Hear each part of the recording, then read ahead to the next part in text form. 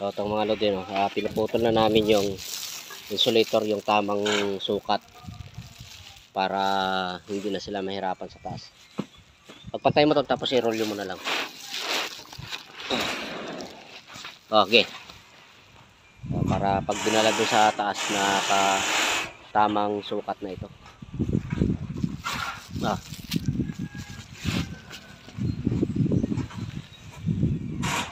Okay. Tali. So, para malo din, no. Nakapaglagay na tayo ng yero dito at nilalagyan na rin ng insulation. So, diskarte namin dyan dalawang insulation or dalawang yero ang ilalagay muna bago magdagdag uli ng panibagong insulation. Kasi mahirap ito na lagyan mo lahat ng insulation bago ka maglatag ng yero. Dahil baka mamaya magkamali ng apak yung mga nagbububong ay malusot, no, madisgrasya. So mas maigi yung dalawang yero para nang sa ganun ay medyo makaiwas tayo ng disgrasya. Kung lagyan natin lahat yan, yun yung delikado dahil hindi na nila makita yung inaapakan nila. So mas maigi yung dalawang insulation at dalawang yero lang muna. So ito dalawang yero itong nakalagay na dyan. At maganda naman yung lapas ng insulation, no? Walang lundo. Dahil yung alambre natin dyan ay 30-30 lang.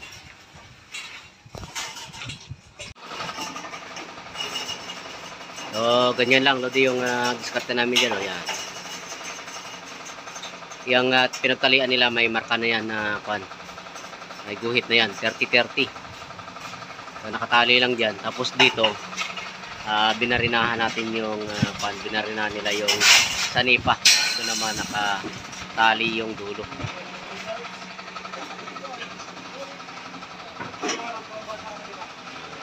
So kailangan mahigpit yan para hindi lumundo. Bakit ka ko pala ito lang gram? Pag tinignan nito sa ilalim, may overlap na 5 cm, nakasakay yung ating insulator sa alambre, no, 5 cm magkabilaan para hindi lumundo. So ito mga lagi, no, patapos nito isang yero na lang ang ilalagay nila doon at isang insulator. So maganda pagkakalatag dito, no? Walang kalundo-lundo. Flat na flat siya dun sa ating mga parlina.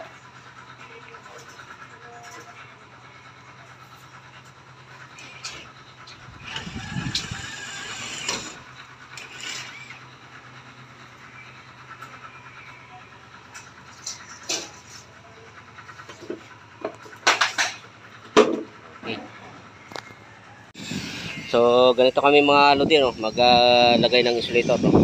Dalawa. Pagka nakadalawa, lalagyan natin ng yero.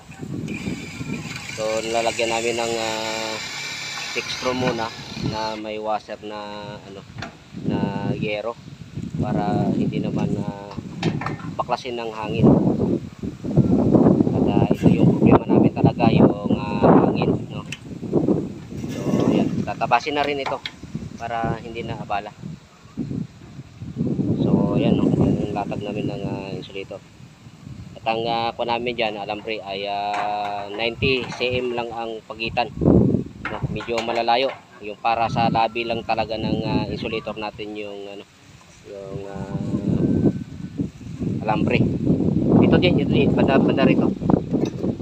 Dito meron diyan ton, meron diyan. May parlina pa dyan, banda yan. Oh, yan. Para sureball tayo. Ito, silaw naman ang na to.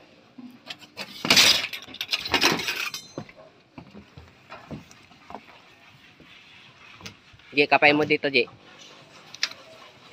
Silip yan. So kailangan nakapatong yung ating insulation sa alambre. So ganyan lang para hindi tayo mahirapan maglagay ng yero.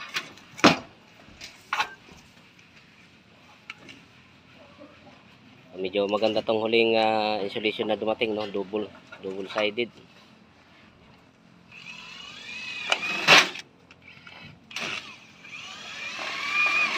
So bibidyoan na natin sila dahil iwanan na natin sila dito sa taas.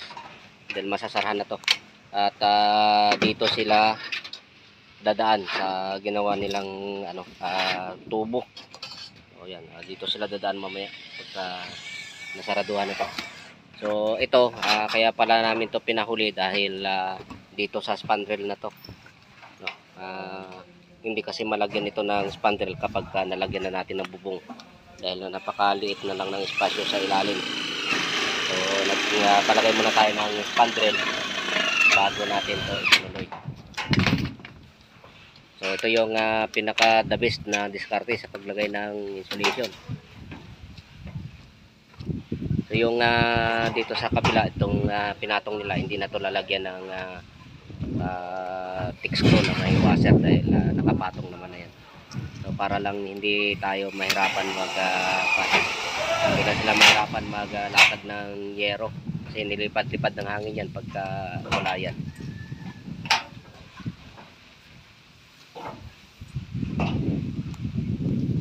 Okay mga lodi, no, pa-subscribe na lang kami mga lodi sa channel namin. At kung nagustuhan nyo yung mga video namin ay pa-subscribe na lang mga lodi. At siyempre paki-like and share na lang din para nang sa ganoon mas marami ang makapanood sa mga diskarte natin sa trabaho. Shout out. Ano, may sa-shout out ka mo? Shout out sa mga magagaling. So dito mga lodi, no, tapos na tayo dito, no. So tingnan nyo naman yung insulator natin, no. Napakalinis ng pagkakadali natin, no. Walang lundo. Mahusay pagkakagawa natin dito. So ngayon ay pasadahan na lang natin to ng isang pasada sa pag-video at tayo uwi na, no. Pack up na tayo. Tapos na ito. Hinihintay na lang natin yung kasama natin sa taas na nagkakabit ng screen. So, medyo may kalakihan talaga tong bahay na to at halos 3 linggo namin ginawa ito. 3 linggo mahigit, no, o 1 buwan na kamo.